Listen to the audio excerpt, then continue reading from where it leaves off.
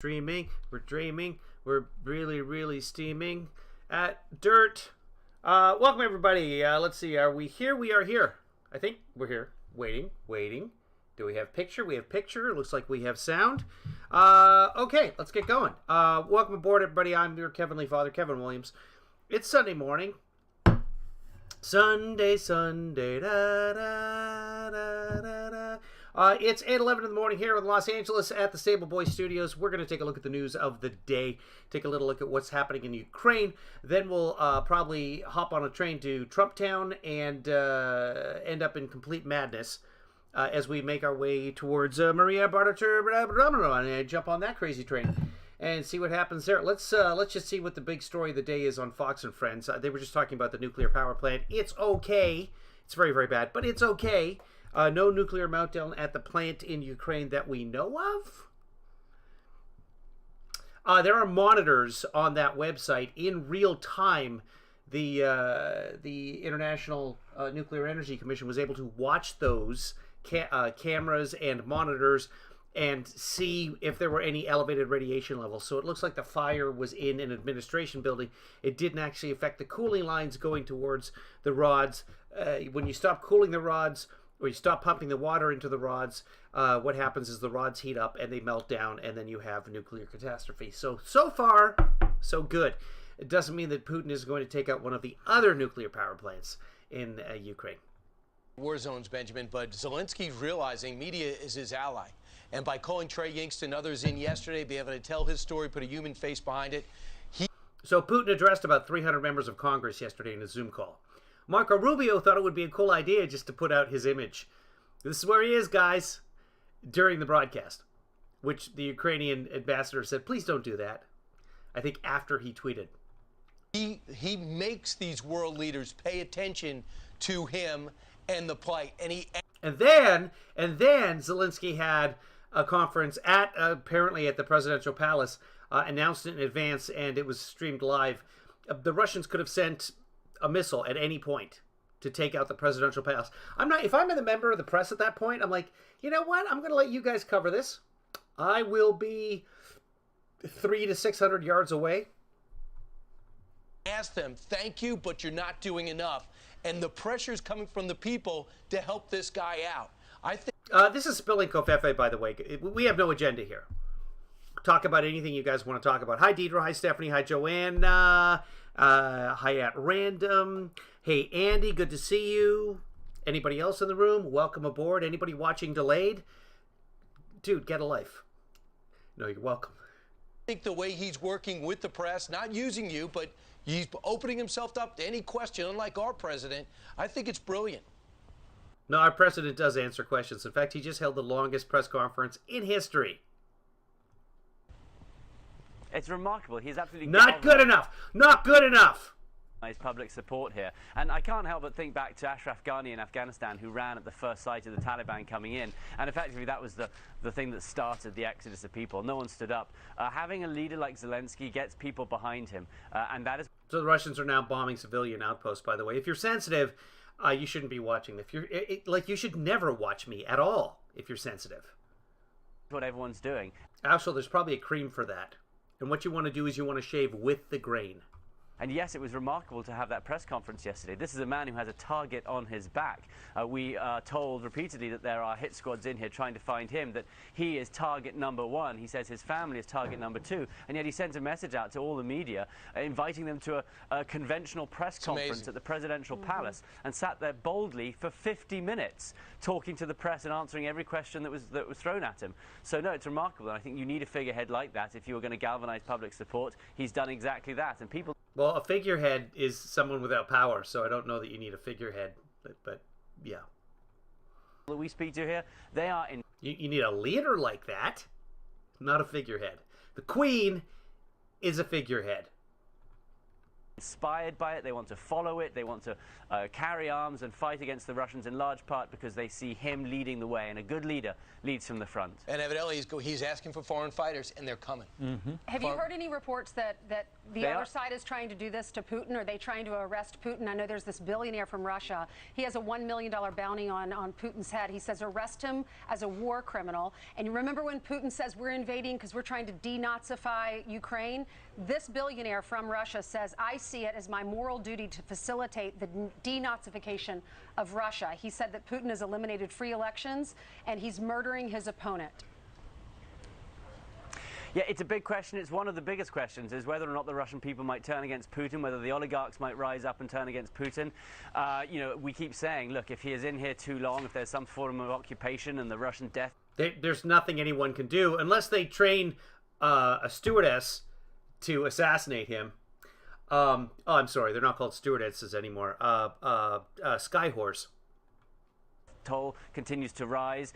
I'm kidding. They're flight attendants.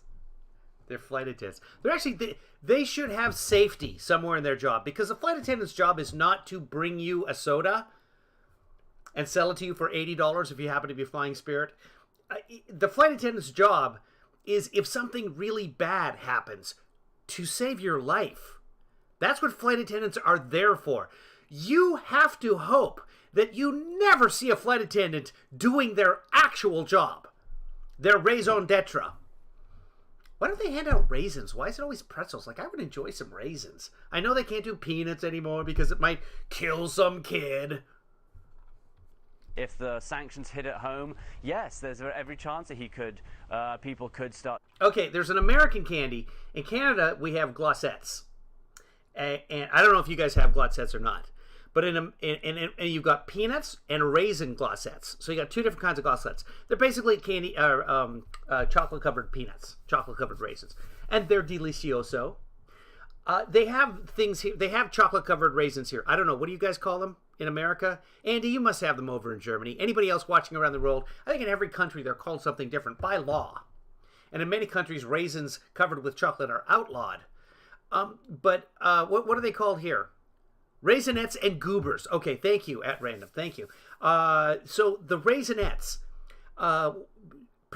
there's the reaction from producer Jojo. Producer Jojo hates raisinets. I quite enjoy them. Tracy thinks they're gross. Is there anything wrong with raisinets? Why? What about raisins in general? For those of you who are hating on the raisins, is there a reason, or is it just raisins? Raisins are nasty. Okay, Deidre loves them. The judges say, geez, one of the judges, there's a problem with the judge's audio. Stephanie likes raisinets. Marcy likes raisinets. Okay, so now we know JoJo and Tracy, you're both just wrong. At Random says they're the best movie candies. What is a movie? I don't understand. To rise up again. It's a word from my past, like from my childhood. Against him as they see their money going. Raisins are good in Raisin Bran. Phyllis is absolutely right. What about chocolate-covered Raisin Bran? Ever less far, and you want to get your kids regular?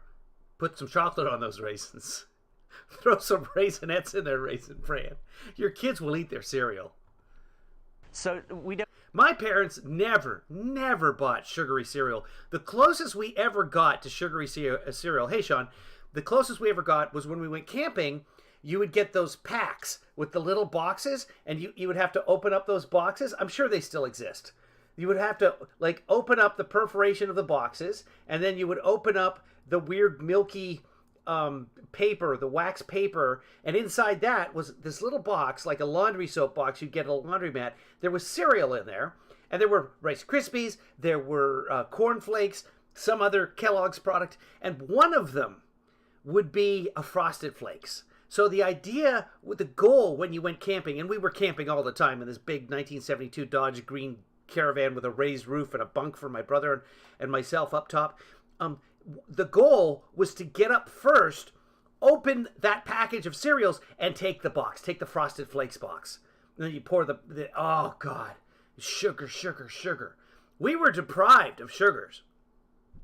Apple Jacks. We would go to the neighbor's house to eat Apple Jacks. Our next door neighbor. I don't even remember if they had kids. I don't know. I was 5 or 6 or 7. I think 5 or 6. And we knew if we went next door, if we saw the lady next door, I don't remember anything about these people except that they had Apple Jacks at their house. Much better house than mine. Oh, no. Someone else said that at the moment the oligarchs are, in a sense, rallying round, and if you are not sanctioned as an oligarch there, then you are under suspicion. So it's a strange thing at the moment. Putin is paranoid. We keep saying it again and again. The experts say that that's how he is behaving. It was and that's how he's surviving. Signs he exhibiting. You look at those pictures of him at the. At Random says we were only allowed sugar cereal on some weekends. I like when my kids were little and we would have some kind of birthday party or whatever, and the kids who their parents never allowed them sugar, they would have one drink of soda. Because, you know, you'd make the orange soda, and then you take the frozen concentrated orange juice cans, you'd put it in there, mix it up, maybe a couple of marshmallows or whatever. You'd make some punch at the kid's birthday, and they would go absolutely ape. No immunity to sugar whatsoever. Lucky Charms, oh, the little marshmallows. And green clovers. The other end of these long tables, he's nowhere near anyone. And if you look... what we used to call them sugar smacks, because that's what they were called. Now they're called honey smacks. Do you have those here in the States? You must. Yeah, that's got to be an American product. They were called sugar smacks when we were kids. Now they're called honey smacks because honey is natural. At previous conflicts, he was always seen side by side.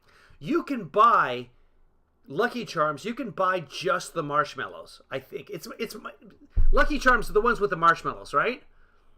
Blue diamonds, yellow stars, and green clovers. But the little, or is it Kix that has the? Yeah, they were sugar smacks when I was a kid. Now they're honey smacks. The ones with the little marshmallows. That's Lucky Stars, right? Oh, Captain Crunch is a torture chamber for your mouth. Captain Crunch cuts the roof of my mouth. I hated Captain Crunch, but I would eat it any chance I got. And then when they came out with peanut butter Captain Crunch, oh, please. I would happily die 1,000 paper cuts on the roof of my mouth from peanut butter Captain Crunch. Wow. Yeah, okay, so there were Lucky Charms marshmallows, and you can buy just the marshmallows on Amazon. Do not buy these for me, people. Do not send them my way. I appreciate it, but I do not need those. Stephanie says, same here, my mouth gets shredded when I eat it, the Captain Crunch. I just got to let it go soggy, and I'm not patient enough to do that. Yeah. No, you had to wait to eat the Captain Crunch. But the peanut butter Captain Crunch, what I would do, by the way, too, is I liked the cereal. I wasn't crazy about the milk. I was asthmatic as a kid. Still am. But milk and asthma do not mix. So I would get a stuffy nose if I ate cereal because the milk immediately became nasty in my system. So what I would do is I would let the milk soak into the cereal just enough to make it soggy, and then I would pour out the milk. Sometimes, I think my brother was the one, he would actually want to drink it if it was sugar cereal. Like if we were lucky enough to have Lucky Charms, that's why they're called that. I would pour it into a cup for him, and he would drink the Lucky Charms, the sugar milk, basically. So it worked. That's how we worked as a family. With his defense ministers, his intelligence chiefs, he worked with them, and there were pictures released of them all the time. Now he doesn't even come anywhere close to them, and he berates them in public. There is the sense that he is out there on his own. There's another honeycomb. Did you guys have honeycomb? Let's take a look. Honeycomb was delicious. Honeycomb cereal. Let's see if it's still a thing. Do you guys still? Yeah, they have it at Target. Yeah. Honeycomb, absolutely delicious. There was also a cereal, Fruity Pebbles were good, Boo Berries, Cocoa Puffs. Yeah, please. Cocoa Puffs was outlawed in Canada. We couldn't eat it at all. Honeycomb was pretty good. Kix was a cereal that was a little bit sugary that we were somehow allowed to have. Like our mother got tricked by the advertising and thought it was somehow healthy. Do you remember Kix? Do they still have Kix? Yeah. Yeah, so Kix has got to be full of sugar. because it's too good not to be. Here we go. Nutritional facts.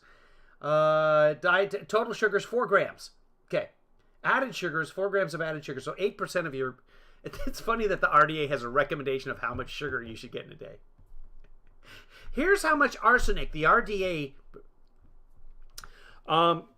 yeah, Kix was okay. Life was the cereal. Mikey likes it.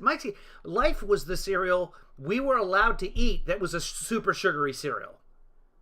Let's take a look at Life. We'll pull up the Life. I think that was the one that we would get occasionally. Cinnamon Life, also fantastic. Okay, here it is. So Life, they advertise no high fructose corn syrup, right? They're just trying to get you. Hold on. Here's, let's go to Cinnamon Life. And do we have the nutritional labels? Come on. Where is it? There it is. Let's go in here. Total sugars, 18 grams. 18 grams of sugar in Life. I think that's the one that fooled my mother. We would occasionally get a box of Life, and none of us commented on it, but it would be one day, it would be gone. Because we had 4 kids.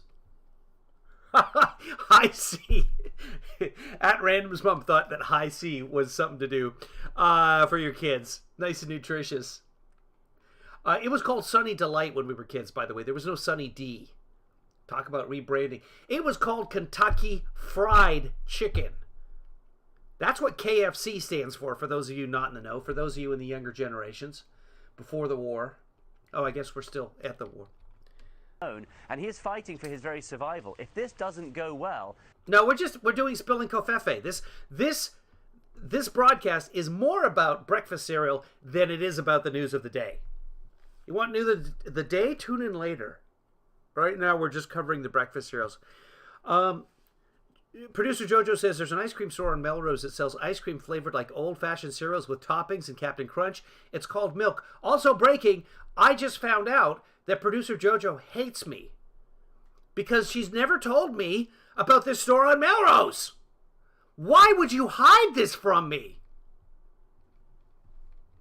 I didn't understand the latent hostility in producer Jojo. And she puts on a sheen. Oh, here's a studio for your broadcast, Kevin. Here's a studio for you and all of your followers. Phyllis, enjoy the studio so Kevin can do his broadcast. I bequeath this unto you, says producer Jojo.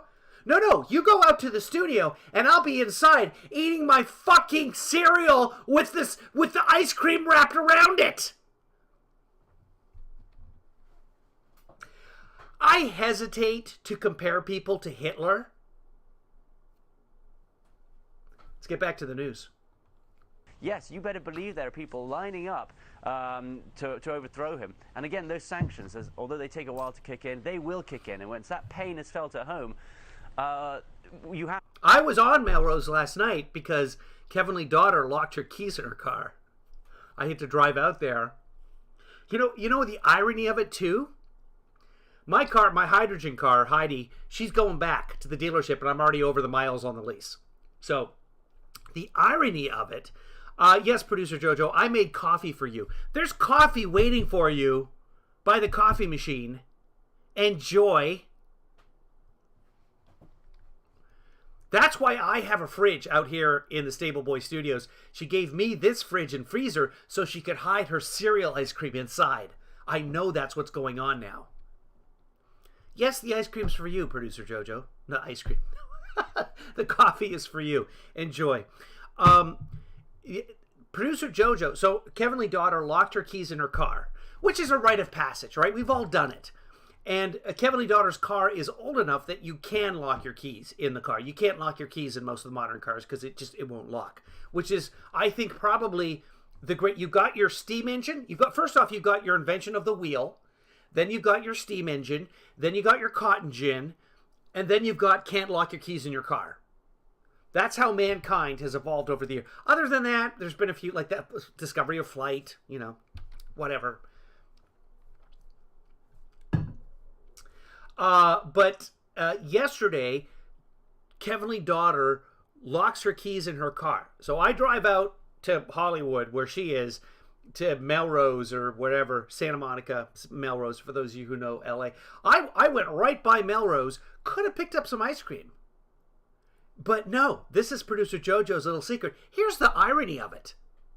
This reminds me of one of those characters who's the nicest guy, and then it turns out he's the murderer at the end in the movie. That's who producer JoJo is. Because not only did she well, on the one hand, she doesn't tell me. She keeps this a secret. And I've known producer JoJo for years. I've known her I've known her brother. I knew her father. None of them told me anything about this cereal ice cream. This vintage artisanal cereal ice cream.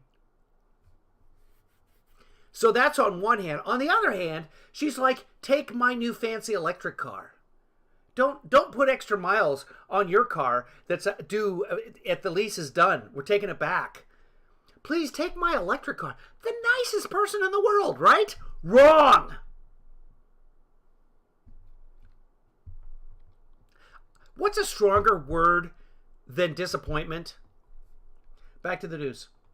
I have to hope that maybe someone... Jojo says, I did it in front of my high school when the engine running. Oh, when she locked her keys in her car? With the engine running when I was a sophomore, thinking it was just, I was so cool to be driving. Most embarrassing moment of high school. If that was your most embarrassing moment of high school, you got off lightly.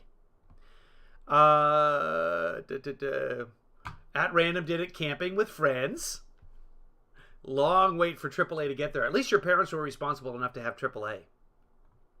The Russians would rise up against him. And we talk about the media and how the media is being used. Where else have people locked their keys in the car? Looking for keys in the car stories. Okay, something about Ukraine. Over here. The question is whether or not Ukraine and other Western governments can use the media in Russia to tell the people what's really happening. We're seeing them get, for example, the messages between Russian soldiers here who say, we didn't know we were coming to fight civilians or bomb. I cannot imagine what the good people of Ukraine are going through right now, where at any second a bomb could just be dropped on their heads. It is mind-boggling.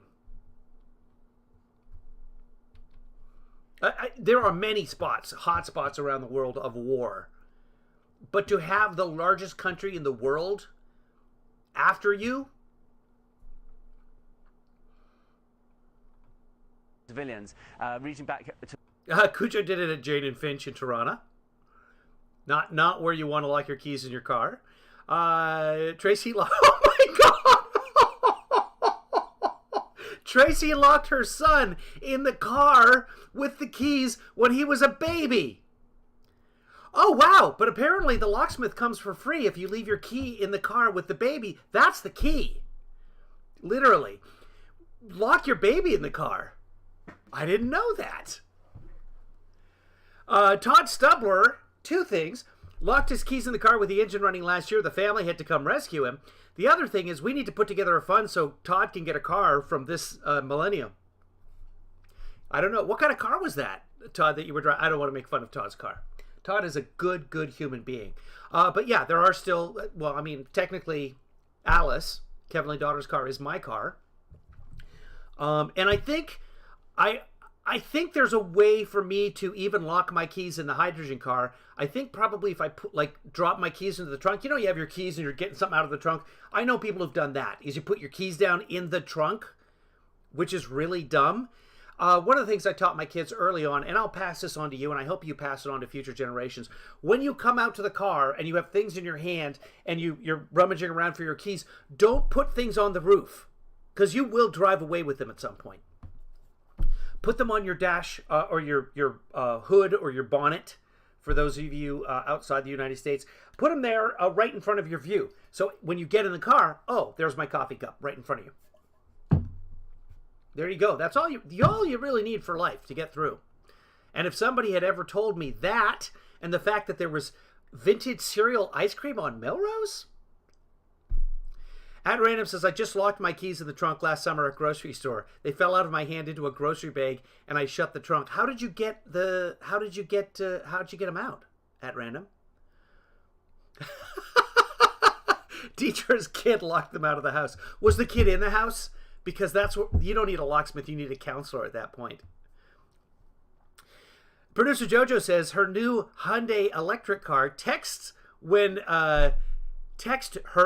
her when she leaves it unlocked, and she can lock or unlock it remotely with her phone. There are keys there, like the Mach-E, the new Ford all-electric car. You don't get a key fob. You don't get one of these. Your phone is your key, which is weird. You can pay extra to have a key, but what happens like if your phone runs out of battery? There is you know what? I know the answer to this. On the car itself, there's Ford for years has had touchpads, like a key unlock touchpad. So you just put in your birth date or however you programmed it, and you can get back into the car. Oh, Todd has a Scion XB. I have a Scion XB. I love that car.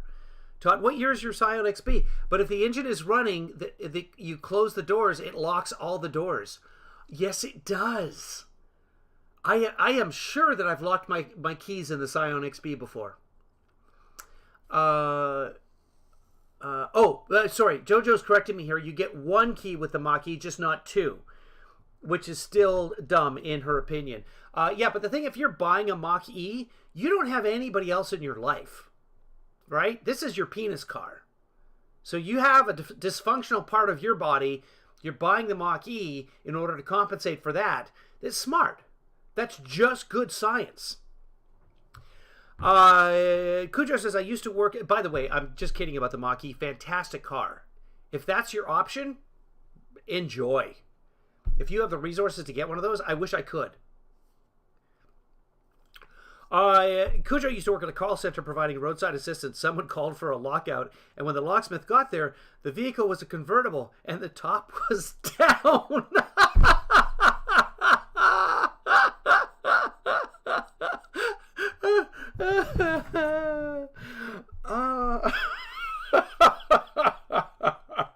That can't be true.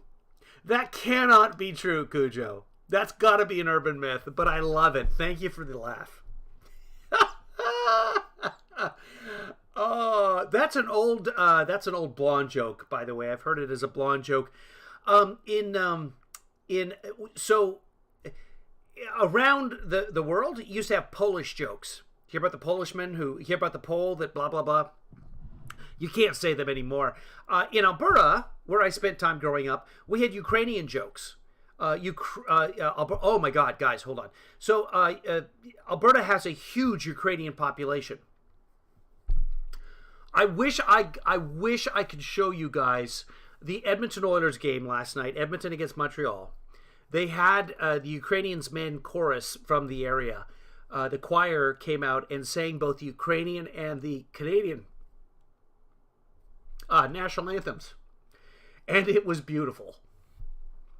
Alberta is where the Ukrainians settled for generations, many of them fleeing the Soviet era. And there's a huge population of Ukrainians, especially in Drummondville, which is just outside Edmonton. The world's largest Ukrainian egg is in, I think it's Moronville, just outside of Edmonton. Hold on, we'll find out. I wish I could show you guys, but I'd get a copyright strike. If you have ESPN Plus, oh, you know what? Somebody else might have it on YouTube. Anyway, tears to my eyes.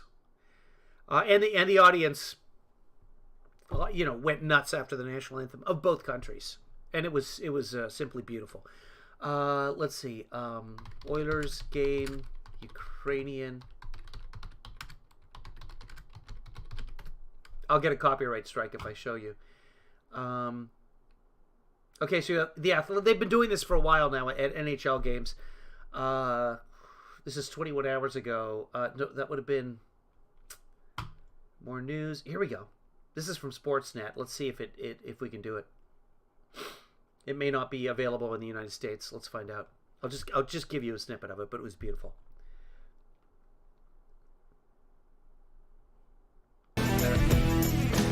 Sorry, super loud, guys.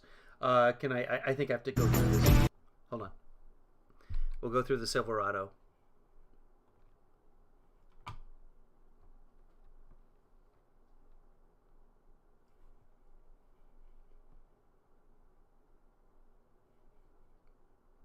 Of the Ukrainian and Canadian.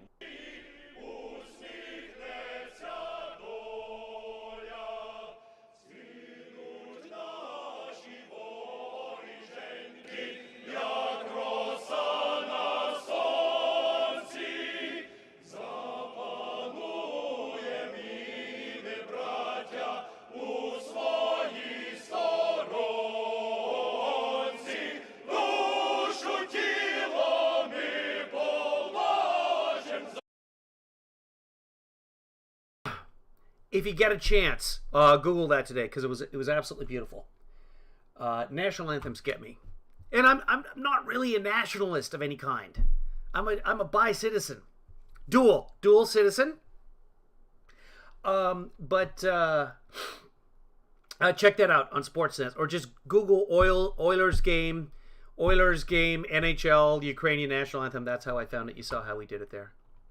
Let's get back to what we came here for, more cereal talk. To their mothers. Those messages are trying to get pumped back into Russia, so people in Russia really know what's going here, because as you say, Ainsley, if all you're watching is Vladimir Putin saying we are going to denazify this country, that they are committing genocide on Russian speakers in the East, then perhaps you would follow him, perhaps you would believe that he's doing the good.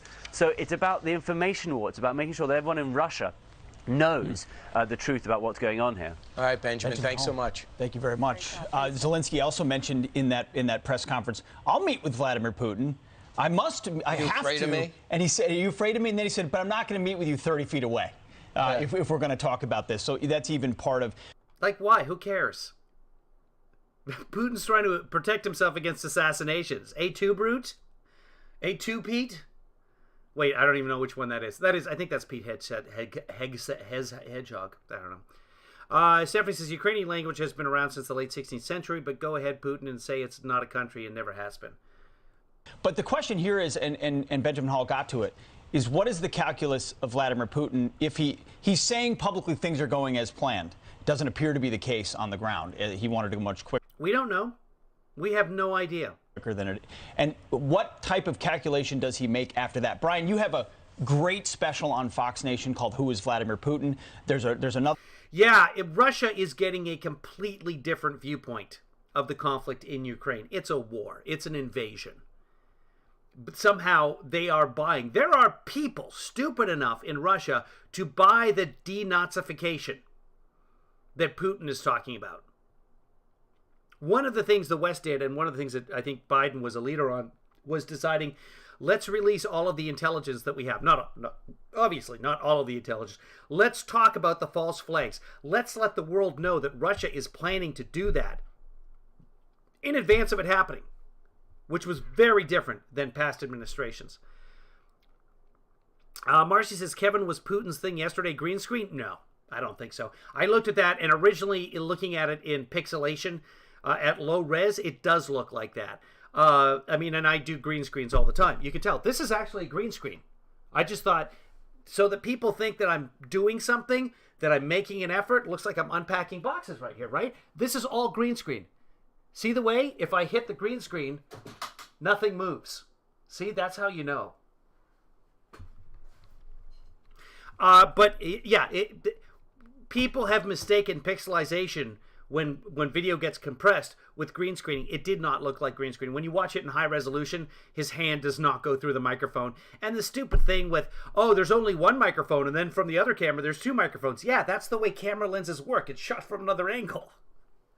It doesn't look green screen to me. What does Snopes say about it? Hold on. Let's pull up Snopes. I still have to do my unboxing of the Snopes package. I have it somewhere. When you send money to Snopes, part of the money that you guys send me goes. I joined Snopes because we use them as a resource. So I got a little box. They sent me a box with maybe a T-shirt in it. By the way, I still have to do T-shirts for you people. I know. I'm a terrible, terrible host. Putin green screen. Let's see what pops up. Okay. So this is 18th of March of 2021. So this is not old apparently. I mean, this is not a new thing. Yeah, this is false back when it happened. Well, let's just go to Snopes right now. Go to Snopes and there's a message from a pastor about Ukraine. Let's just look for Putin. No, I don't know what happened. Let me do it again. Putin and relevance score. No, let's look by date published. And date published. Bounty on Putin.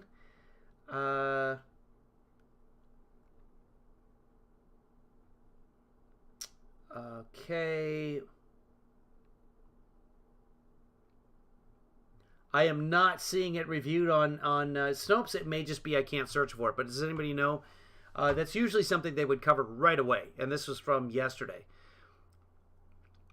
Okay, let's go back to the news. Let's check. Let me just check up on.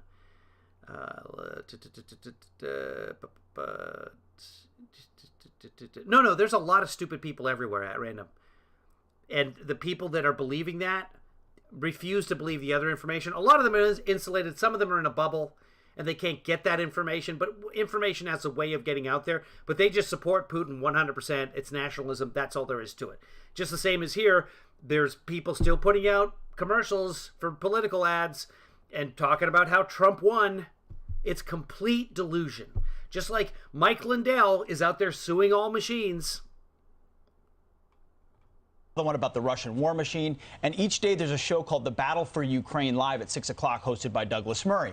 He had a guest on last night. His name is Bill Browder, who's been a target of Putin in the past. He's been a Kremlin critic. He's the #1 enemy of Vladimir Putin. #1 enemy of Vladimir Putin. And he talked about where he is right now in this war, what might be his next turn. Here's what he said. I don't know. I'm afraid that there's actually no way out. And what I know about Vladimir Putin is that he doesn't have a reverse gear. When he goes into a conflict, it always escalates, and it just keeps on escalating, and it just never stops escalating, and it escalates beyond your most terrible scenario. He's a guy who's been humiliated in his first week of invasion. He hasn't done what he said he was going to do. He was humiliated militarily, and he's been humiliated by Western governments who have frozen all sorts of assets. He never expected anyone to act. We never did before. He did Georgia, he did Crimea, he shot down passenger planes, he poisoned people in England, no consequence. And so he's been humiliated militarily, he's been humiliated economically, and he doesn't do humiliation well. So in case you don't... Why was that not on a show that people watch on Fox? That was just Fox Nation. I don't know who Bill Browder is. He was a very successful multimillionaire in Moscow, and he started to expose the corruption of these oligarchs and Vladimir Putin to the point where they tried to freeze his money and take his money. So he got out. They ended up killing his lawyers, and his lawyer's name was Sergei Maginsky. And then Browder said, in revenge, Maginsky? Wasn't it Magnitsky? Sure, Maginsky, the Irish immigrant who went to Russia. They gave him a new name, Maginsky. You know what has fantastic Irish nachos is TJ Maginsky's. We should meet there after the game on Fridays. It's just off of Melrose, next to this ice cream shop, which I don't know anything about. Killing him and torturing him because he happened to be representing Bill Browder. The Maginsky Act will now sanction... The Maginsky Act.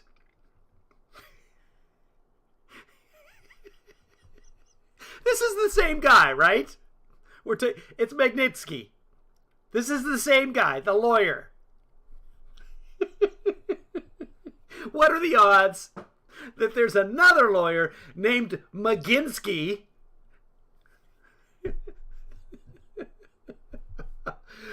Oh, Daddy Maginsky, how we miss ya. Oligarchs and put as #1 target Vladimir Putin. That also is the Donald Trump Jr. meeting about adoption. Vladimir Putin took him out. Because Vladimir Putin's answer to that was, watch out for that Maginsky. As Marcy says, he'll steal your Lucky Charms. we're going to stop American adoptions. So that... He's gonna stop American adoptions. That's what the Maginsky Act is about. Representing Bill Browder, the Maginsky Act will now sanction oligarchs and put as #1 target Vladimir Putin. Yeah, that what's gonna also happen? is the Donald Trump Jr. meeting about adoption. Because Vladimir Putin's Adoptions. answer to that was, we're going to stop American adoptions. So The last thing you want is adoptions. Imagine a world without adoptions. That's why we have the Maginsky Act. Oh, God. that brings it full circle. Bill Browder's going to be on with me Saturday night. That's full circle. That is full circle. That is the definition of full circle. Because you want to do the adoptions. Adoptions. I can't even. night at 8. But just real quick on this. Oh, real quick. He keeps going back and forth to his war room, demanding answers and updates. And what he said yesterday in his address, I don't think anyone's talking about. He says, Vladimir Putin, we will not take the entire country, but we're going to capture dangerous nationals. So is he going to go? That one at random is right. That's a callback to Don Don's excuse for the meeting. Was the Maginski Act about adoptions. Try to grab. That was the front for the meeting in Trump Tower in 2016, which then Trump lied to Congress and had Donald Trump Jr. did, and Trump wrote a letter apparently on Trump Force One, and lied about the reason for the meeting and the occurrence of the meeting. Zelensky and the Klitschko's? Is that his goal? Is that the delay on the convoy to go in and take? Odd that no one on Fox and Friends is bringing that up. Take it, and then what will we do then? This guy is now a global figure. But on Fox and Friends, they're obviously I'm pretty sure that wasn't Maginski. That was about something called Magnitsky. It's being reported that, and Ukraine killed the top Russian general, and Zelensky's avoided 3 assassination attempts over the last week. Likely more. As far as Belarus is concerned, you know, they're working with Russia. Did you hear what they did on Sunday? They revoked their non-nuclear status, which means that opens the door for Russian nukes to be deployed into their country, which is pretty scary. So the U.S. has said we're now going to sanction Belarus. It won't make a difference. They're restricting technology and software, which they say will degrade both the country's ability to sustain military aggression and project power. And also, there are 2 TV networks. Well, there's a Russian-backed TV network that airs here in America on 2 different stations, and one of them is DirecTV. It's a Russian television, RT, right? Putin American network, TV network. It's the version of Russia's RT network. They've laid off their staff now. They stopped production, and they said that will probably be permanent.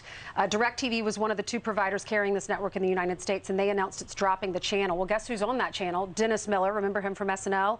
He quit the show before they actually shut down the production. He hosted a show called Dennis Miller One, which is their morning show.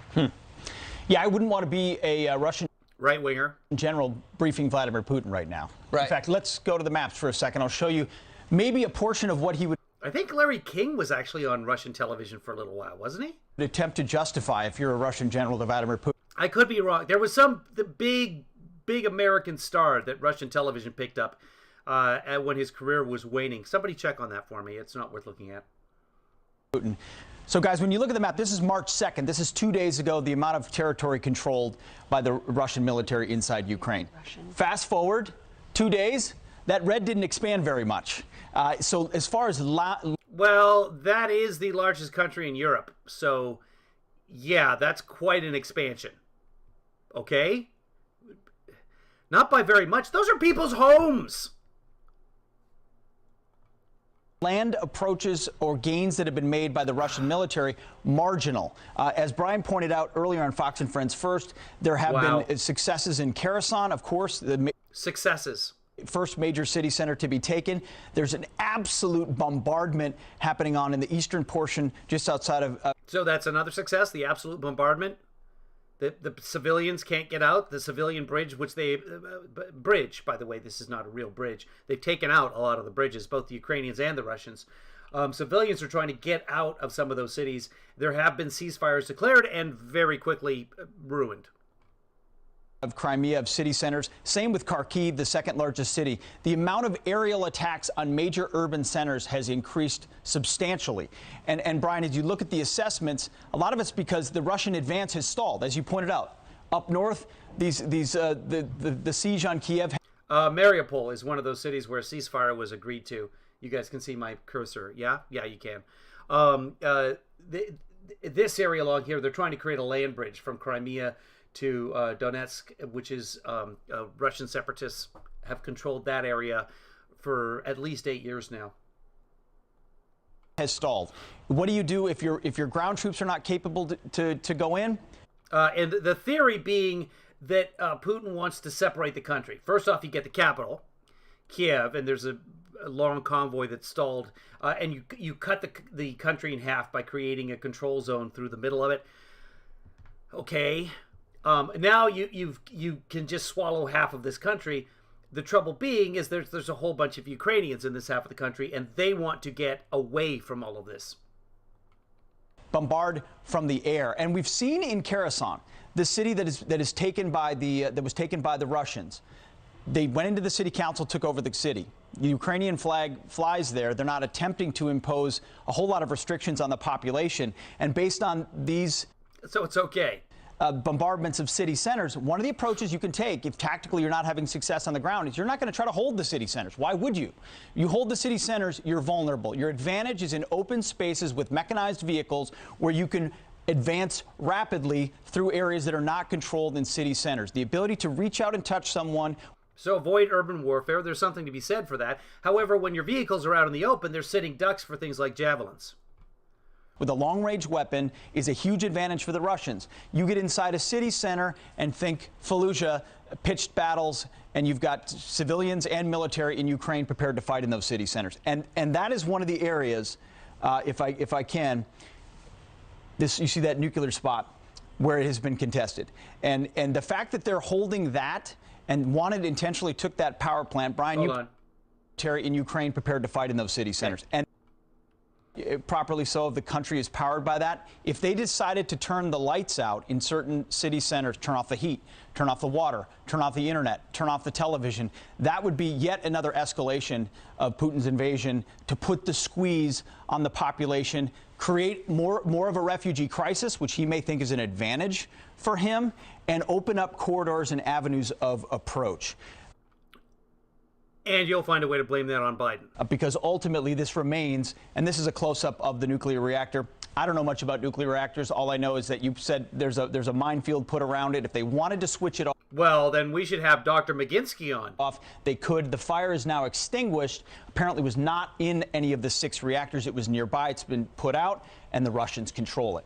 A lot of the gains that have been made in the south, and I think it's worth pointing out that this Crimea, which we've talked about since 2014, has a robust basing network for the Russians. If you're going to maintain a ground assault, and eventually, as was talked about, there will be an amphibious assault on Odessa, you've got to have the supply lines. And up north, they haven't shown the ability to sustain that famous 40-mile convoy. In the south, they've been able to do that. That's correct. Because they can resupply. Or this was all planned this way, and they're just waiting for the right moment. We don't know.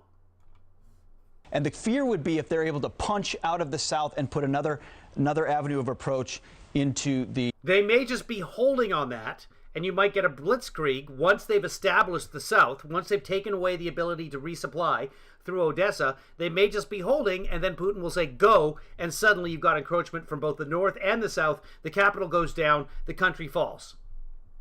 That could be happening too. We don't know. Into the north. So one advanced territorial... But it's only marginal, so not really something to be concerned about. That's been made before I toss it, head back over to the couch, guys, is up north. Yes, we know they haven't been able to advance, but... No, we don't know that they haven't been able to advance. We don't know that. We know that they haven't advanced. We don't know why. If they punch out even further here, which there is a lot of rural terrain there, although they don't have a lot of troops, and if they were able to move up from the south where they've been able to advance so far, that's where you continue to see the strategy of Vladimir Putin potentially to separate the country. Before you go, Pete, just real quick, we had a deal done where the Ukrainians were going to pick up a couple of dozen MiGs that would have been be able to blow up that convoy. And it turns out the head of NATO, Stoltenberg, shows up and says, don't do it, it's too provocative. There's no reason for us not to do it. We're able to supply Stinger missiles and everything else. Why couldn't we get MiGs? We are stopping the Ukrainians from defending themselves. And I just asked Admiral Stavridis, who was a former Supreme Allied Commander of NATO, I said, is he right to do that? He said it was a huge mistake. So think about the ramifications of this. We don't arm them ahead of time. Well, it was more about a no-fly zone than it was anyway. We don't answer their calls. We tell them an attack's coming. We don't rush arms to them until the attack starts. And No, we've been arming them for months. In fact, we were arming them under Trump Trump tried to use that as leverage to win the election. So yeah, we have been arming we've been arming Ukraine for years. When they work out an Air Force where they were going to... And nothing stopped Ukraine from joining NATO. Yes, there was Poroshenko, and before him there was et cetera, but as early as 2009, there were initial applications, initial thoughts that the Ukraine should join NATO. The Ukraine, I am so sorry. It's so gilded in my ways. Show up with their pilots to take it. Once they get there, they pull back the deal. Yeah. I mean, you imagine being Zelensky in that situation, how frustrating that would be. One other frustration, though, is Russia does not completely control the skies at this point. They have not taken out the entire Ukrainian Air Force. There still is, but Europe's ability to reinforce Ukraine's air capabilities will be decisive in whether or not a ground assault can be repelled. In watching your special, and I encourage everyone on Fox Nation to do that, Vladimir Putin's been trying to characterize this entire fight as eventually a fight between NATO and the United States and Russia. So I do understand the delicacies of how far you go in that provocation, but if air support is what Zelensky needs, and you can provide it from Europe organically, I don't see why they would turn that down. And Pete, these MiGs, they're the only types of aircraft carriers that they are trained to fly, right? You can't give them F-16s or F-22s. That's American equipment. These are Russian-made, Eastern-made aircraft that they're Ukrainians know how to fly them. Absolutely, because they're trained. They've been trained, a lot of them, through a Russian-type military system. All right. So the other big story is sanctions and what we can do. So we ask yourself, what's going to hurt them the most? Well, the banking, obviously, but their number one export, number two is grain, number one is oil, and we're their number one customer. So when you talk about being the number one customer, just on moral purposes, why would that continue to be? We've discussed this on the couch. I was stunned to see where this conversation went yesterday. Yeah, we buy a lot of oil from Canada. We buy some from Mexico. We buy a lot from Russia, 7 to 10%. I've heard different numbers, but it's a lot. It's substantial. It's a lot of money that we're giving to Vladimir. Yeah, we're not buying any right now. There's not an American company. Last year, everything fell to 0% because American companies are not accepting Russian oil. And Hawaii really is where the Russian oil goes. Hawaii and Alaska. That's where your majority of the Russian oil that comes into the country goes. However, nobody's accepting it right now. So no Russian oil is coming into this country. The trouble being is if you sanction it officially, if you say all of the countries that are our friends can't take the Russian oil, then you're going to shorten the supply, which then boosts the price even more, which then hurts everybody on the planet. Except producer JoJo, because she drives an electric car. Putin, he's using that money to finance this invasion in Ukraine. So we're taking part in this. So we have lots of lawmakers. We're not. In Washington, it's bipartisan. They're saying, why are we buying oil and gasoline from Russia when they're doing this to the Ukrainians? And we're not. Goes on both sides, but President Biden, and we'll get to that in a minute, he hasn't moved on this, and he hasn't said whether or not he's going to cut off that supply. But here are some lawmakers on both sides of the aisle that are asking to ban Russian oil. This is a time for America to stand tall. So, okay, so you got a Republican. You know, they depend on us. The world depends on us. In case you don't know who that is, hold on. There you go. Us. So you get the leader of the Republican conference in the Senate. Energy has been weaponized. We have the ability to basically counter that weapon. We really do. There should not be a single additional American dollar allowed to finance these atrocities. That's Lisa Murkowski, Alaska. So the president has said, I'm going to use every tool in the toolbox. Mr. President, this is a tool. I think that means we've seen a couple of tools this morning already. It should all be on the table, including banning the import of Russian oil, not just here in the United States, but among all of the nations. We can protect ourselves, we can support ourselves, we can keep our economy going without fossil fuels. I'm betting she drives an electric car. Where do you stand? I'm all for that. Ban it. Ban the oil. Ban the oil come from Russia. Yep. And Joe Biden knows that will hurt the Democrats in the midterms. And the GOP is all for it because that will hurt the Democrats in the midterms. All they do is complain about Bidenflation. But yeah, let's jump the price of gas up even more. I don't buy gas. It is amazing to see. I will say, when Elizabeth Warren says it's all on the table, the big carve out in that is it's all on the table except additional American energy exploration or capability. So no, we have lots of exploration already. We have 9,000 leases fully available. We have companies with leases, oil companies, that are not taking advantage of their leases. We have oil companies cutting back on production last year. The other thing that's waiting in the wings is we are making a new deal with Iran. Remember, we had a deal with Iran. Iranian oil was flowing to Western countries. We had a deal including Russia on Iran. Iran, their oil can very easily replace the Russian oil in a matter of days. So we're looking at a new nuclear agreement with Iran to keep them from having a nuclear weapon, which they've been trying to develop since Trump tore up the deal. So we get another deal with Iran. That oil comes into the market. Prices will fall, theoretically. We'll see. That's what the White House is saying right now. You want us to ban Russian oil? The price of oil and gas goes up even more in America. Yes. Yeah, we know we're funding Vladimir Putin, but can we take that hit at home? We're not. We're not funding Vladimir Putin. No Russian oil is coming to the United States right now. If you would explore... Someone's going to go, what about this barrel that came into Alaska so Sarah Palin could go wolf hunting? What about that? There's 12 barrels. And expand energy independence here in this country, or create an environment where oil and gas companies feel willing to invest in additional projects, then that's a really... Or get off the oil standard. How about that? All of the above approach. It's good to see these steps. We'll see if they go forward. I have a prediction. I think... Oh, that's cool. Marcy's County in Hawaii made buses free last week. By the end of the day, they will stop purchasing Russian oil. I mean, when you have Nancy Pelosi... We were already there. But sure, if we sanction it, then other countries feel pressure to do the same. But it doesn't matter, because that's going to drive up the price of oil, because it's all done on speculation. It's what's going to happen in the future. That's already been adjusted into the market. This will drive it up even more, and countries like China are going to keep buying Russian oil. And Senator Elizabeth Warren, You're just increasing Putin's profits if you do that. Want the other thing to happen with because we can't make China stop buying Russian oil. Production, which could be done.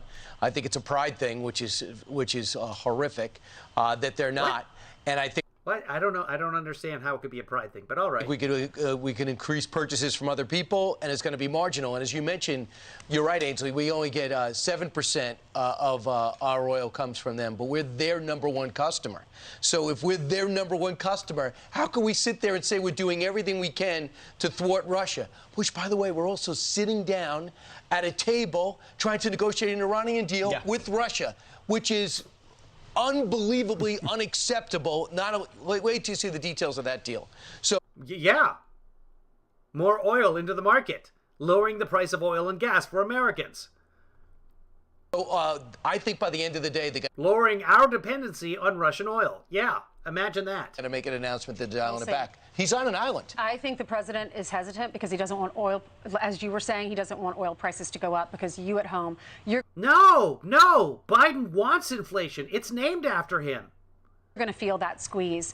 But Joe Manchin said, look, if I have to pay 10 cents per gallon extra at the gas tank so that I'm not funding what's happening in Ukraine, I'm all for that. But when the president was asked about it, there was a cabinet meeting yesterday in D.C., and the press... It won't be 10 cents a gallon. It'll be a lot more. Was in there. They asked him about this. Are you going to ban Russian oil? And they were kicked out of the room. Watch. Speaker Pelosi said... What was at the end of the press conference, and it was over anyway? Russian oil should be banned. Why not do it now? Thank you. Let's go. Yeah, it was over. No more questions at that point. If they took questions, I don't know. I didn't watch the conference. Out the door. Come on, turn around. Will sanctions be enough? Thank you. Guys, out the door. Let's go. Thank you. This happens after every presidential cabinet meeting. This is how it works. Thank you, press. Thank you. Goodbye. Thank you, press. Thank you. And they're ushered out. We have to ush you. We're ushing. Everybody ush. Will you ban Russian oil? Let's go. He said no. Let's go. Thank you, guys. What an embarrassment. You get that job. You've had a job. What did she call it? For that. But when the president was asked about it, there was a cabinet meeting yesterday in D.C., and the press pool was in there. They asked him about this. Are you going to ban Russian oil? And they were kicked out of the room. Kicked out of the room. They were kicked out of the room. Okay, thank you very much, everybody. Mr. President, are you going to ban Russian oil? No, we're done now. Thank you. It's time to go. Thank you, guys. What an embarrassment. You get that job. You've had a job in Washington for 50 years, and you can't answer that question? Couldn't you just say we're talking about it? Yeah. You know, I'll get back to you later in the day or maybe tomorrow. I'm discussing it on both sides. He said that.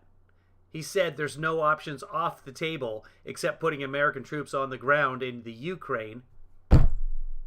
In Ukraine, he's talked about it extensively.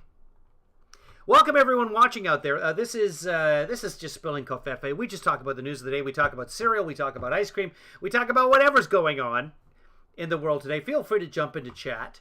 The fastest way to do that is on YouTube. Otherwise, if you're watching on Twitch, hello.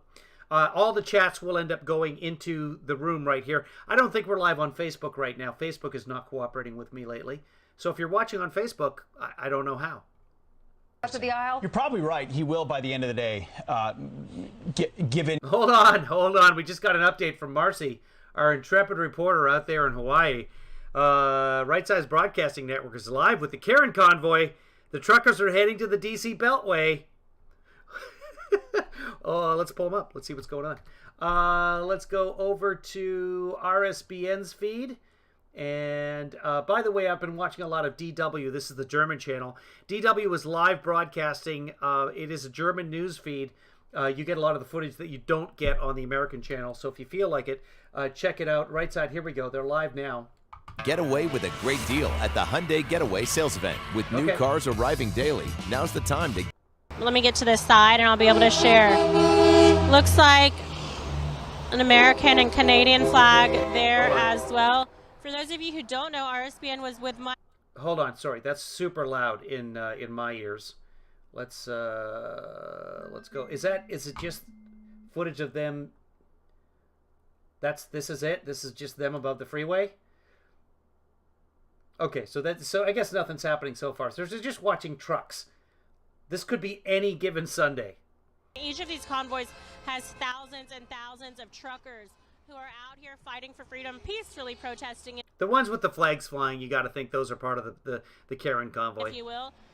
And truckers are literally the backbone of this nation. If you guys they are not literally the backbone of this nation. That is not how the word literally is supposed to work. I've noticed any type of supply chain issues. Imagine if we didn't have our truckers, how much worse. Okay, these are so cute. They've got little baby trucks on the back. Did you see it, Gage? They have like little Tonka trucks strapped on. They don't have loads of anything, but I don't know if you guys can see it. All right, and their plan is to surround the Beltway and shut down Washington, D.C. because that'll be productive. Like the truckers in Canada changed everything. Now Canada has freedom. You didn't know that, did you? Yeah. In Canada, they can buy both glossettes and Raisinets. Thank you, truckers. So let's go forward and see where they are. My cameraman might hate me. Okay, so wow, this is a little personal, but sure, why does your cameraman hate you? Besides the voice. But Gage, just shake your head if it's not possible. Is it possible to move to the side so we can get the side of these cabs? Okay, well, I'll let them sort that out. So it's a freeway shot, essentially, over and over again. Let's see if Fox and Friends has anything else to say about oil prices, state of emergency in Russia. Okay, here we go. Are we going to? We're still on the oil. Of the entire thing from the Greenies, who totally control the minds of this White House right now. So how is Jen Psaki? How did she handle this yesterday? Here's the question. Let's listen. As long as we're buying Russian oil. This wasn't yesterday. This was Thursday. Though, aren't we financing the war? Well, Jackie, again, it's only about 10% of what we're importing. I've not made any announcement about any decision on that front, but our objective here and our focus is making sure that any step we take maximizes the impact on President Putin and minimizes it on the American people. And anyone who's calling for an end to the carve-out should be clear that that would raise prices.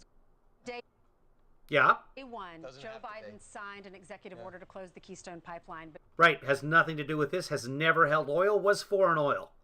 Day one, still would be not active. For years, it's not built.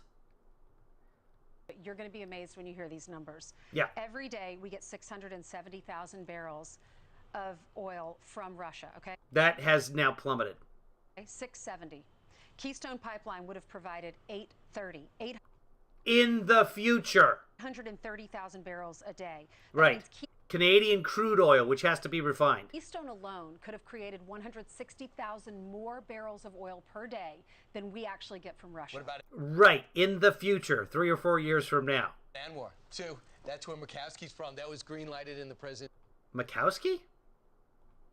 Pipeline would have provided 830.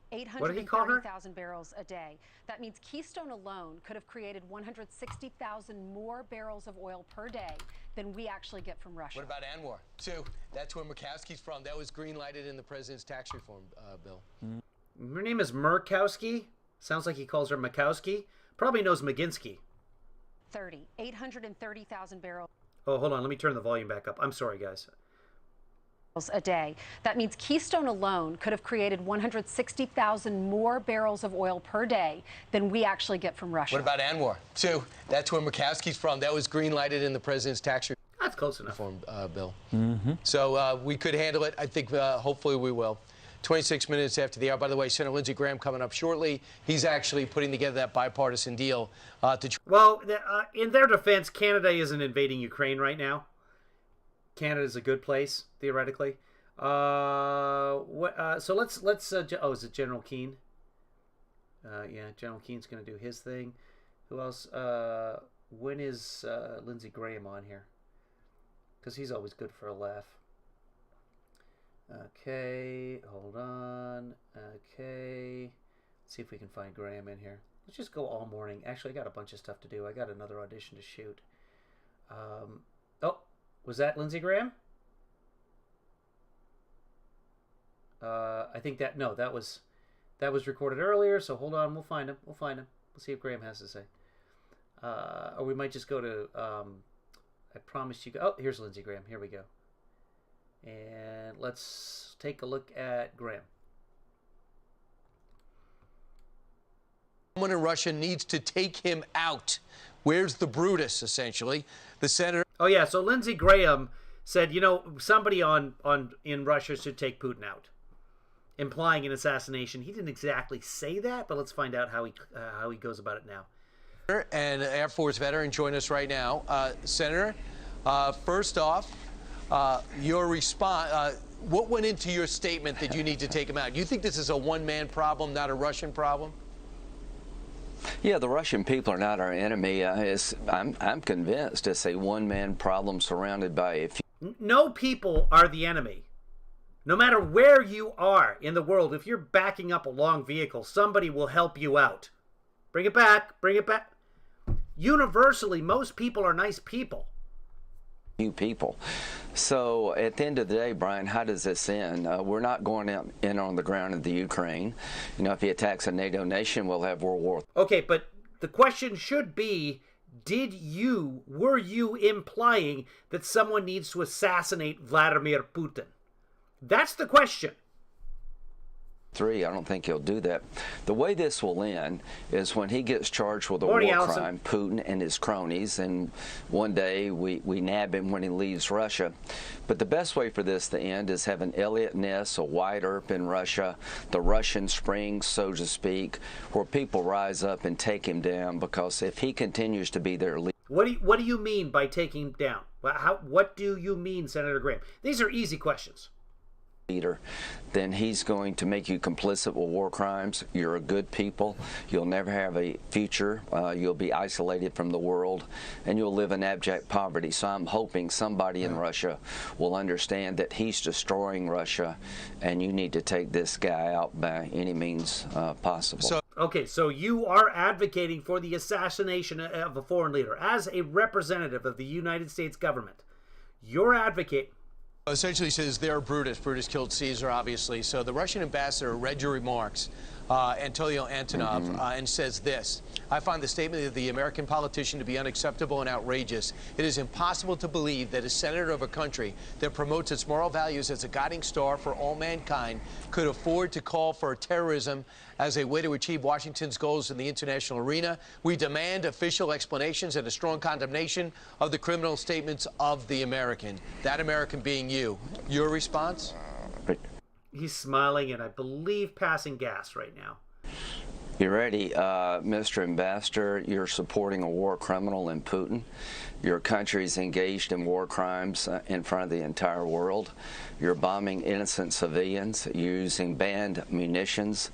You have a record, your country does, of dropping barrel bombs on people in Syria. You've destroyed Chechnya by massive war crimes. You're committing war crimes in the Ukraine. You need to apologize. Just the Ukraine. It's Ukraine, Lindsay. I'm learning it myself.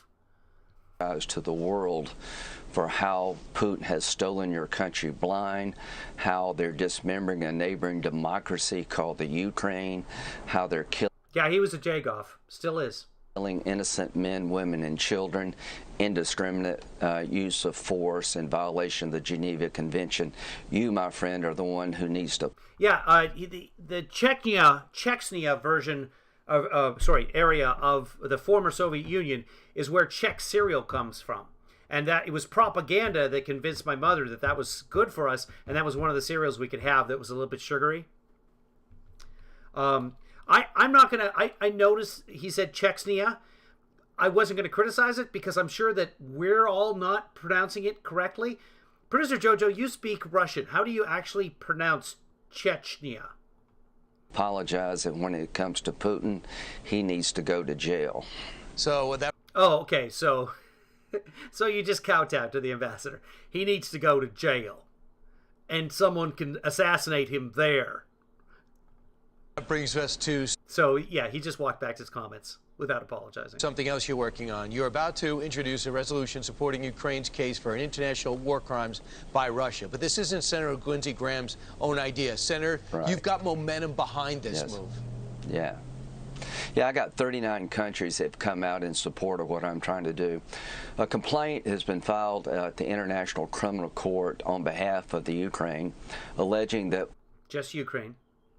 Oh, thank you, Producer Joanna, for clearing that up. Now we all know. Putin is committing war crimes against the Ukrainian people.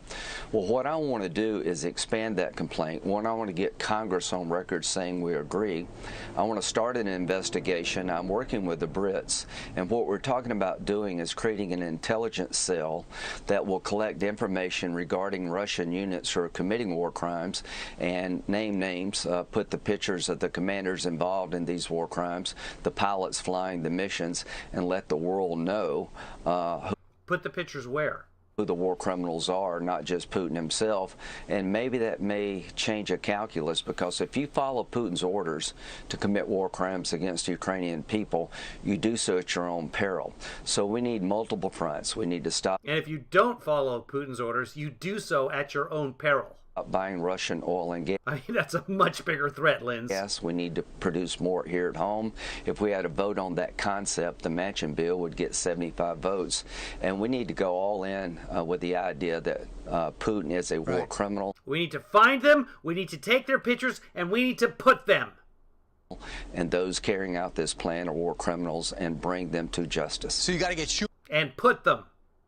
To put this forward. You have so many Democrats involved. You have the UK reaching out to you. You're missing the. Maybe put them warm? I don't know. White House. Yes. Has the White House said no to you or nothing? Put them very, very cold. They've said no to the idea of stop buying Russian oil and gas, which is about 8 or 10% of what we Yeah, but we're not, and that's not the question, Linz. Use the Manchin bill says stop buying Russian oil and gas, which is do a lot of damage to the Russian war machine. Produce more here, so we can back. That's a residential area. Backfill and actually help our allies. The problem is that the Biden administration is to the left of Nancy Pelosi. She agrees we should stop buying Russian oil and gas, and it's to the left of the Green Party in Germany who's allowing gas terminals to be opened. So this insanity coming from the White House about energy needs to stop. They're not pursuing green energy, Brian. They're pursuing red energy policy soaked in Ukrainian blood. You could really hurt Putin's war machine if you went after his oil and gas sector. And until my dying day, I'm going to pursue war crime charges against him and all those carrying out these atrocities through a legal process. Yeah, that'll stop it. And the way to end this war is for the Russian people to stand. That's why, if people know they might be charged with a crime, they're not going to do the criming. That's why in the United States we have a justice system and no crime. Because people know if they do something bad, they'll face consequences.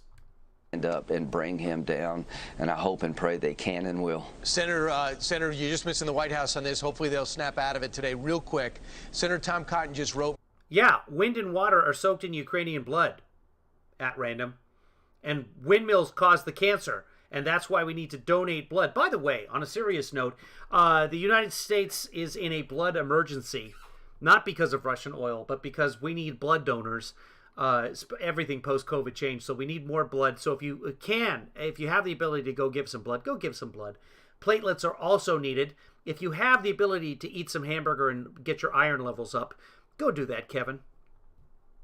I believe there's negotiations going on right now in Vienna with the Russian delegation there.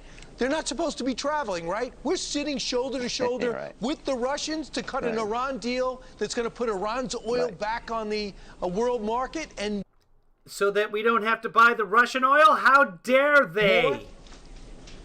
To keep enough. If you think Putin with the nukes is a little bit nuts, imagine a religious zealot who believes that if he dies, he gets to go to heaven as a martyr. Imagine him with the nukes. That's what we're trying to avoid. Well, Tom makes a really good point. This insanity is going to continue. We're not only going to not sanction the oil and gas sector of Putin, where he gets all his money to fund the war. There will be sanctions at some point. The administration's going to open a new line, a new front with Iran, who's the largest state sponsor of terrorism, give them sanctions relief so they can produce more oil and say this is good for America. It's not good for America to give the Ayatollah, a religious Nazi, more money to murder people in the Mideast and to build a bomb. So the one thing I want to do, the Nazis would have killed the Ayatollah, but okay, is if you indict these people as war criminals, they can't travel. So if you're a Russian general carrying out this plan, you leave Russia, other than maybe North Korea, you could actually be brought before the Hague. So let's make it real to those who are carrying out this war plan that your days are numbered, that you're a war criminal, will pursue you all over the globe. Arrest him in Vienna and stop that deal before it's out. That could happen any day now. Senator Lindsey Graham, full plate. Thanks so much for joining us. Appreciate it. All right, appreciate it too.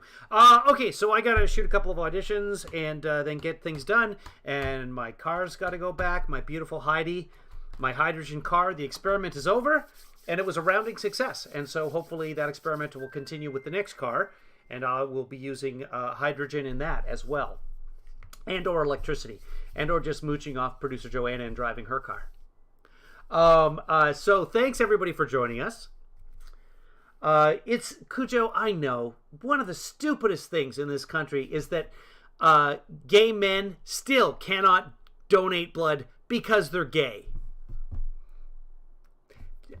We can do AIDS tests very quickly.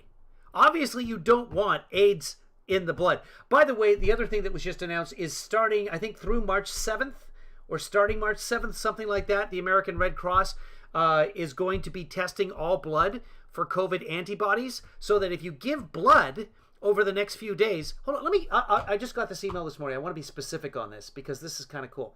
Hold on. If you are curious as to whether or not the vaccine worked for you, or if you're not vaccinated, first off, get vaccinated. If you're curious as to what the level of antibodies in your body happens to be, and I am, okay. The Red Cross is testing all blood, platelet, and plasma donations for COVID-19 starting March 7th for a limited time. So as of the 7th onward, they will be testing blood, and that's tomorrow.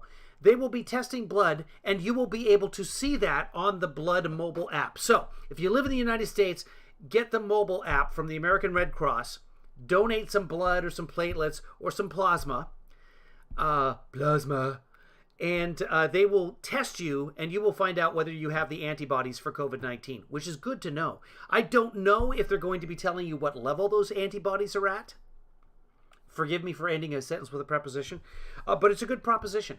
So I think I'm going to do that because I want to know. I'm curious how effective my booster has been. I'm sure they're not going to give us the levels, but at least it'd be good to know, hey, do I have some antibodies swimming around in there? Yes or no?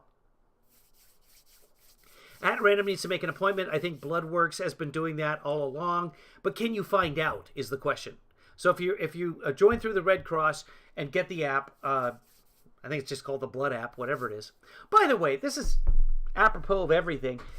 If you are a company and you have an app, call the app the fucking name of your fucking company. For example, if you're Spectrum, when I want to watch Spectrum on my phone or pay my Spectrum bill, I got to be like, what is the... You go, your apps are in alphabetical order. Hold on, it's not under S. SP, QRS, TU, MLMNO, Spectrum, SP. It's called My Spectrum. It appears under M. If your company name is S, put it under S. So much rage. Come on, companies. They all do it. Not all of them. Google does it. Instead of calling it Google Lens, it's just under Lens. And then they change the name every 3 days anyway, so it's not Lens anymore. I don't know. Hold on, let's see what Google Lens is called now. Google Lens. What is it called now? Is it still a thing? It might still be a thing. It might be called Lens now. It was called Scan. It was called Google Photos. It was called... It's just... Ah! But I know that Spectrum is called My Spectrum. Spectrum, knock it off.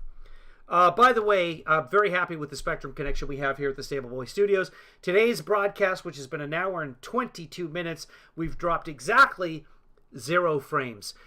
Thanks to all of you who sponsor our internet. If you want to sponsor anything, thanks to At Random, by the way, for sponsoring our television coverage over YouTube TV. Thanks to everyone. Yeah, I don't want to go into all the names. By the way, the reason I stopped playing the credits is because the music on the credits kept getting copyright dings. Even though I've paid to license the music on the credits, so it gets a ding, and then I have to dispute it, and then the company that's responsible for the dinging says, yeah, no, you're fine, because I have a license for it. But I have to, on every single one of them. So I'll figure something out at some point. At Random says, every time they did it with me, they sent a letter that said I didn't have any antibodies. It must have only been pre-vaccine. They only send the letter if you request it. Trying to remember, this is the blood department, trying to remember if they stopped or if I just didn't request it. And also, I had issues with iron and several failed attempts to donate. Why are we all low on iron? There's something wrong with this group. It's probably sitting in front of the television in the computer all that time. Affects your iron levels. I'm joking, but they'll probably discover that at some point. Ultimately, I'm sure YouTube is bad for you. You know what's really good for you? Honeycomb. Honeycomb taste. Yeah. It's got a big bite. Yeah. It's not bad. No. It's been a while since I heard that. Honeycomb's got a big bite, a big taste, and a big bite. Hold on. Honeycomb cereal advertisement commercial, 1970s.